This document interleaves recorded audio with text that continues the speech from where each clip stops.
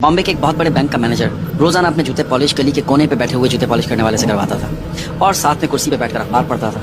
एक दिन सुबह जब वो अपने जूते पॉलिश करवा रहा था तो पॉलिश करने वाले आदमी ने उससे पूछा कि साहब आजकल स्टॉक एक्सचेंज का क्या हाल है।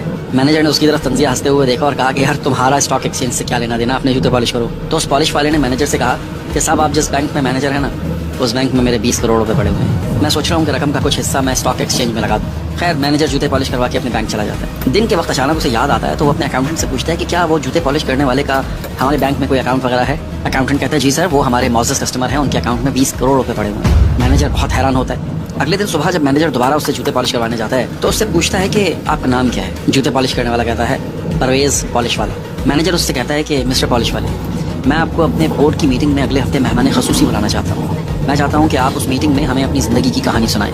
पॉलिश वाला मैनेजर को हैरत से देखता है और फिर कहता है ठीक है। मीटिंग स्टार्ट होती है। मैनेजर बोर्ड मेंबर से पॉलिश वाले का तारुफ करवाता है और फिर उसको मदऊ करता है कि आप अपनी कहानी शुरू करें। तो पॉलिश वाला अपनी ज़िंदगी की कहानी बयान करते हुए कहता है कि 30 साल पहले अपनी जवानी में मैंने और मेरे भाई ने केरला से बम्बई हिजरत की। हम बहुत गरीब थे, भूख और थकन से चूर हम काम की तलाश में थे, लेकिन काम नहीं मिला। अचानक से मुझे और मेरे भाई को फुटपाथ पे से एक सिक्का मिला। हमने उस सिक्के से कुछ सेब खरीदे।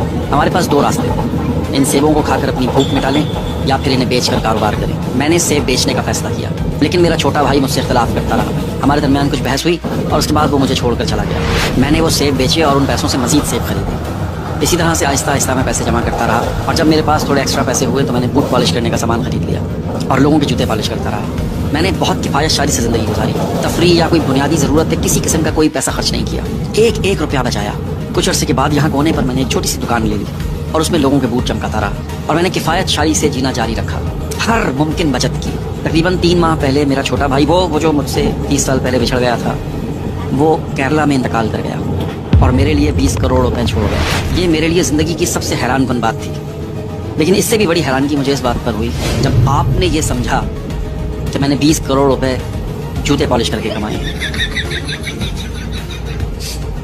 इस कहानी को आपने भी बड़े गौर से सुना और कहते हैं कि गौर से सुनना, देखना, पढ़ना